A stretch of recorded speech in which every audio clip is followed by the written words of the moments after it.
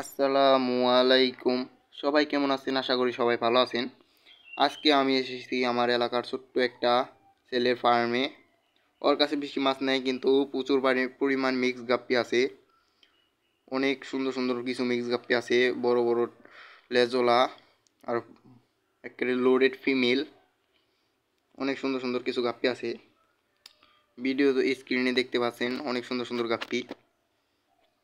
আমার হেন থেকেও মাছ নিয়ে যায়, আর অন্য অন্য ফার্ম থেকেও নেয়। অনেক সুন্দর সুন্দর গাপ্পি আছে কিছু। খালি গাপ্পি পালে, ওই অন্য কিছু পালার আশা নাই ওর। এই যে কিছু গাপ্পি অনেক সুন্দর করে সেট আপ দিছে, কিছু পাথর দিছে।